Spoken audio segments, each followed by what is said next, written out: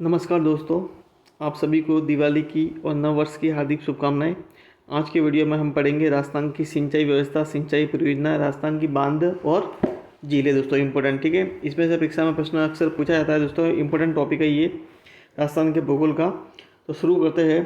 पहला प्रश्न है, निम्न में से कौन सा एक विकल्प सही नहीं है दोस्तों, ठीक है, सही है। तो पहला प्रश्न है, नहरों द्वारा सिंचाई कहाँ सर्वाधिक की जाती है दोस्तों? तो श्री गंगानगर में की जाती है, एकदम सही है। कुआं और नलकूप द्वारा सबसे ज़्यादा कहाँ सिंचाई की जाती है? जयपुर में की जाती है, ये भी सही है। तालाबों द्वारा सिंचाई कहाँ की जाती है? भीलवाड़ा जिले में की जाती है। और इसका मतलब इसके तीनों ऑप्शन सही है, तो उपरोक्त भी इसका, उपरोक्त सभी इसका सही है दोस्तों। अगर प्रतिशत पूछे तो कितने प्रतिशत हिस्सा है नहरों द्वारा सिंचाई का दोस्तों? तो 31% हिस्सा नहरों द्वारा सिंचाई का है दोस्तों। सिंचाई का बोल रहे हैं, जिले का नहीं है, सिंचाई का है। नहरों द्वारा सिंचाई का जो सिंचित एरिया है वो 31% है राजस्थान के कुल सिंचाई का। कुआं और नलकूप द्वारा जो है वो 67% है दोस्तों, 67% है। और तालाब द्वारा 2% है दोस्तों, ठीक है। कुल सिंचित क्षेत्र का 31% जो है दोस्तों, 31% नहरों द्वारा, 67% कुआं और नलकूप द्वारा और 2% तालाब द्वारा दोस्तों, ठीक है।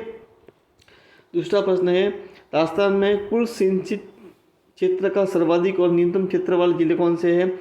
मतलब सर्वाधिक सिंचित क्षेत्र और न्यूनतम सिंचित क्षेत्र वाले जिलों के नाम बताने हैं, सर्वाधिक और न्यूनतम वाले राजस्थान में दोस्तों। तो वो जो जिले हैं वो है ऑप्शन सी, श्री गंगानगर में सर्वाधिक सिंचाई होती है और राजसमंद में न्यूनतम कुल सिंचित क्षेत्रफल है दोस्तों, ठीक है। तीसरा प्रश्न है, कुल सिंचित क्षेत्र के सबसे कम भाग पर सिंचाई, मतलब कुल जो जिले का जो कुल कृषि क्षेत्र है उसमें भी सबसे कम भाग पर जो सिंचाई वाला जिला है दोस्तों, उसका नाम बताना है। तो वो जो जिला है दोस्तों वो है ऑप्शन बी, चूरू, इसका सही उत्तर है। चूरू में जो कुल कृषि क्षेत्र है उसमें सबसे न्यूनतम भाग पर सिंचाई होती है दोस्तों, ठीक है। तीसरा प्रश्न है, राजस्थान की सबसे बड़ी सिंचाई परियोजना कौन सी है दोस्तों, ठीक है। तो आपको पता ही होगा राजस्थान की जो सबसे बड़ी सिंचाई परियोजना है वो है इंदिरा गांधी नहर परियोजना। क्यों? ये राजस्थान की सबसे लंबी है, 445 किलोमीटर लंबी नहर है दोस्तों, ध्यान रखें। 445 किलोमीटर लंबी नहर है, प्लस 204 किलोमीटर इसकी फीडर नहर की लंबाई है दोस्तों, ठीक है।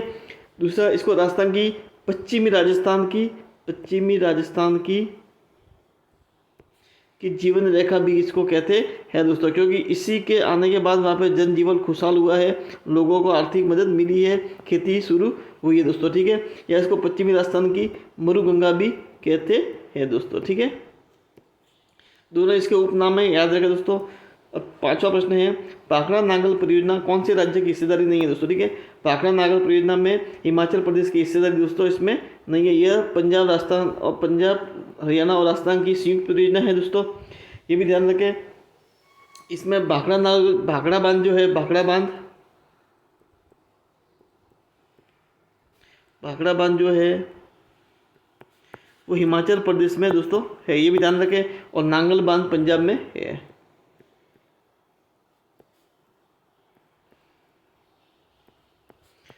पंजाब में है दोस्तों, ध्यान रखें। भाखड़ा बांध हिमाचल प्रदेश में है, नांगल बांध पंजाब में है। पंजाब हरियाणा और राजस्थान की संयुक्त परियोजना है, हिमाचल प्रदेश का इसमें हिस्सा नहीं है दोस्तों, ठीक है। छठा प्रश्न है, भाखड़ा नागल बांध में राजस्थान की हिस्सेदारी कितने प्रतिशत है दोस्तों, ठीक है। तो भाखड़ा नागल बांध में राजस्थान की हिस्सेदारी, ये परीक्षा में सवाल कई बार पूछा जा चुका है दोस्तों। तो राजस्थान की जो हिस्सेदारी है वो 15.2% है दोस्तों, ठीक है, ध्यान रखें, 15.2%। अब सातवां प्रश्न है, भाखड़ा नागल परियोजना से राजस्थान के कौन से जिले लाभान्वित होते हैं दोस्तों, ठीक है। तो जो राजस्थान के 2 जिले हैं जो लाभान्वित होते हैं दोस्तों, वो है हनुमानगढ़ और श्री गंगानगर जिले से लाभान्वित होते हैं दोस्तों, ठीक है। आठवां प्रश्न है, कौन से बांध व्यास परियोजना पर स्थित दोस्तों? रावी व्यास परियोजना जिसे बोलते हैं, रावी व्यास परियोजना इंपॉर्टेंट परियोजना है दोस्तों ये भी, क्योंकि इसी का जो पानी है वो इंदिरा गांधी नहर परियोजना में लाया जाता है, IGNP बोलते हैं जिसको। रावी व्यास परियोजना से ही पानी का लाया जाता है, इंदिरा गांधी नहर में लाया जाता है। इस पर पंडोह और पोंग बांध स्थित है दोस्तों, ठीक है। पंडोह और पोंग बांध स्थित है, दोनों कहाँ स्थित है? तो दोनों हिमाचल प्रदेश में स्थित है दोस्तों, ठीक है। नवा प्रश्न है, चंबल घाटी परियोजना में राजस्थान और मध्य प्रदेश की हिस्सेदारी दोस्तों कितनी है? चंबल घाटी परियोजना जो चंबल नदी है उस पर बनाई गई है दोस्तों। तो जो मध्य प्रदेश और राजस्थान की हिस्सेदारी है वो 50-50% है दोस्तों, ठीक है। इसमें कुल 4 बांध है, इसमें एक तो है एमपी में और 3 है राजस्थान में दोस्तों, ठीक है। जो एमपी में है उस बांध का नाम है गांधी सागर बांध दोस्तों। एमपी में जो बांध है वो है गांधी सागर बांध।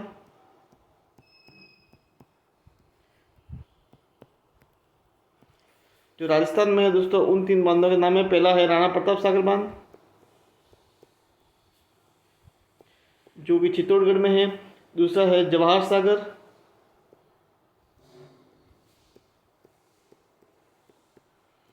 और तीसरा है कोटा बैराज। ये दोनों बांध कोटा जिले में स्थित है दोस्तों, याद रखें, इंपॉर्टेंट प्रश्न है ये भी एक, ठीक है दोस्तों। अब है 10वां प्रश्न, माही बजाज परियोजना से उत्पादित विद्युत में राजस्थान का हिस्सा कितना है। माही बजाज परियोजना दोस्तों जो गुजरात राजस्थान की संयुक्त परियोजना है, माही बजाज परियोजना, इसमें 100% हिस्सा किसका है, राजस्थान का है। विद्युत उत्पादन में राजस्थान का हिस्सा कितना है दोस्तों, 100% ध्यान रखें। जो विद्युत उत्पादन होगी माही बजाज परियोजना से वो पूरी बिजली राजस्थान को ही मिलेगी दोस्तों, ठीक है। अब 11वां प्रश्न है, कौन सी परियोजना पश्चिमी राजस्थान की जीवन रेखा कहलाती है। दोस्तों आपको पता ही होगा, तो इंदिरा गांधी नहर परियोजना है वो पश्चिमी राजस्थान की जीवन रेखा कहलाती है दोस्तों। इसको मरुगंगा भी कहते हैं, इसको मरुगंगा भी कहते हैं दोस्तों। गंगा नहर परियोजना ये भी पश्चिमी राजस्थान की है। राजीव गांधी सिंधुमुख नहर परियोजना भी पश्चिमी राजस्थान में स्थित है दोस्तों, ठीक है। ये भी इंपॉर्टेंट नहर परियोजना है, लेकिन जो पश्चिमी राजस्थान की जीवन रेखा है वो इंदिरा गांधी नहर है दोस्तों। 12वां प्रश्न है, इंदिरा गांधी नहर परियोजना का जनक किसे कहा जाता है दोस्तों। तो इंजीनियर कंवर सेन को इसको निर्माण में सबसे महत्वपूर्ण योगदान है कंवर सेन इंजीनियर का, जो कि इंजीनियर थे इसके नहर के, तो इसको परियोजना का जनक कहते हैं इंजीनियर कंवर सेन को दोस्तों, याद रखें दोस्तों। 13वां प्रश्न है, इंदिरा गांधी नहर की शाखा और लिफ्ट नहरों की संख्या कितनी है दोस्तों, ठीक है। शाखा और लिफ्ट नहर की संख्या दोस्तों, तो ये राजस्थान का नक्शा है। तो इंदिरा गांधी नहर दोस्तों ऐसे आती है, तो इस तरफ तो पश्चिमी राजस्थान का जो नॉर्मल डाल है वो है, और इस तरफ दोस्तों ऊंचाई है दोस्तों, ठीक है। तो जो इस तरफ जो नहरें निकाली गई है उनको तो शाखाएं बोलते हैं, क्योंकि पानी सीधा ढलान है तो सीधा निकल जाता है। लेकिन इस तरफ में दोस्तों क्या है, पानी को ऊपर उठाना पड़ता है, इसको लिफ्ट नहर कहते हैं, पानी को लिफ्ट करना। तो वहाँ जो नहरें बनाई गई उनको बोलते हैं लिफ्ट नहर। राइट हैंड साइड में इंदिरा गांधी नहर की दिशा इस तरफ है, तो ये लेफ्ट हैंड साइड में तो दोस्तों क्या निकाली गई है, शाखाएं निकाली गई है लेफ्ट हैंड साइड में, और जो लिफ्ट नहर है वो है राइट हैंड साइड में दोस्तों। ये भी ध्यान रखें, इंपॉर्टेंट प्रश्न है, ये पूछा जा सकता है कि शाखाएं किस दिशा में है। तो लेफ्ट हैंड साइड की दिशा में तो शाखाएं है, और राइट हैंड साइड की दिशा में लिफ्ट नहरें है। और शाखाओं की संख्या दोस्तों वो है 9, और लिफ्ट नहरों की संख्या है 7 दोस्तों। इसका सही उत्तर है ऑप्शन ए, शाखाओं की संख्या 9, लिफ्ट नहरों की संख्या 7। इसका कंसेप्ट भी समझ ले, किस तरफ है लिफ्ट नहर, किस तरफ है शाखाएं और किस दिशा में जा रही है दोस्तों, ठीक है। 14वां प्रश्न है, इंदिरा गांधी नहर की फीडर नहर की लंबाई कितनी है दोस्तों। तो आपको पता होगा इंदिरा गांधी फीडर नहर की लंबाई है 204 किलोमीटर है दोस्तों। फीडर नहर वहाँ से जहाँ से मतलब पानी लाया जाता है, तो पानी कहाँ से लाया जाता है इंदिरा गांधी नहर में, हरिके बैराज से लाया जाता है दोस्तों। हरिके बैराज जो कहाँ पे स्थित है दोस्तों, हरिके बैराज दोस्तों पंजाब में स्थित है, फिरोजपुर पंजाब में, फिरोजपुर पंजाब में स्थित है हरिके बैराज। वहाँ से राजस्थान में जो मसीता वाली हनुमानगढ़ है, जहाँ से इंदिरा गांधी नहर शुरू होती है, मसीता वाली हनुमानगढ़,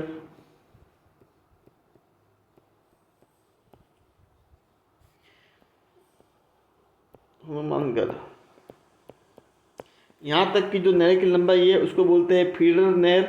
इसकी लंबाई है 204 किलोमीटर। यहाँ से शुरू होती है इंदिरा गांधी नहर दोस्तों, ठीक है, IGNP, जिसकी कुल लंबाई है 445 किलोमीटर दोस्तों, ठीक है। इंपॉर्टेंट कंसेप्ट ध्यान रखें दोस्तों, ये चीज़ें समझने की बहुत जरूरी होती है। नक्शे से समझोगे तो आप जरूरी आसानी से याद रख पाओगे।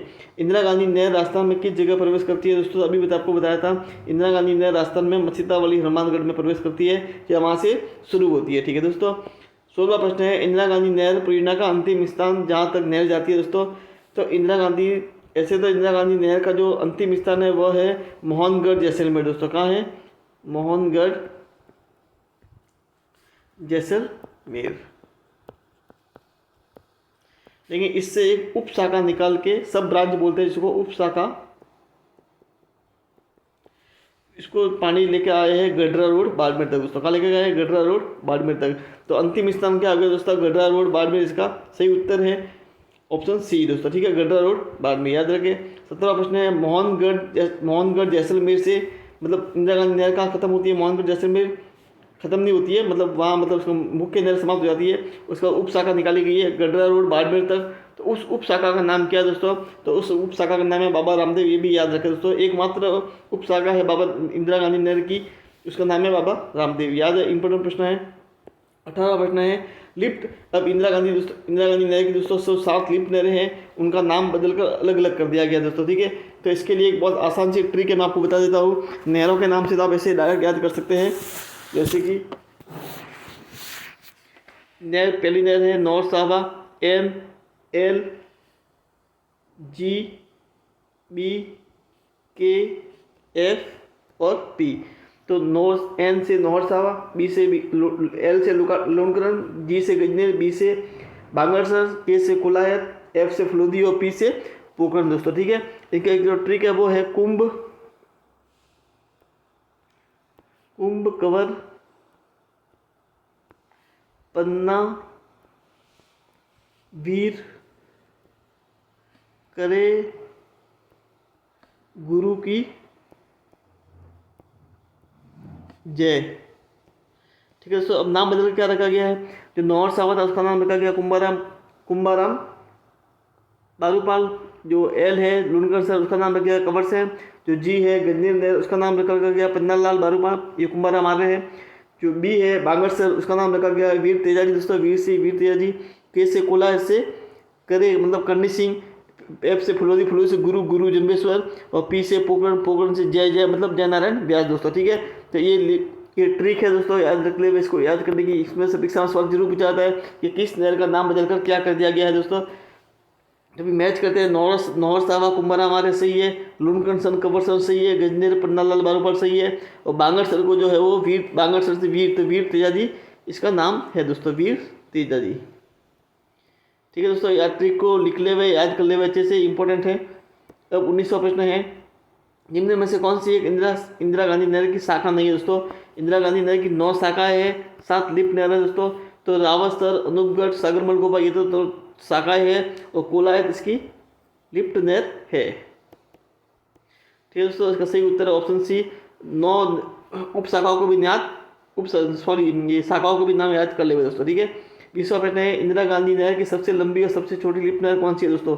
तो सबसे लंबी जो नहर है वो है लूणकरण सर दोस्तों, लूणकरण सर सबसे छोटी है। इसको अपने क्या बोलते हैं? लूणकरण सर का दूसरा नाम क्या है? कंवर सेन दोस्तों, ठीक है, कंवर सेन। और बांगरसर सबसे छोटी है दोस्तों, इसको बोलते हैं वीर तेजाजी,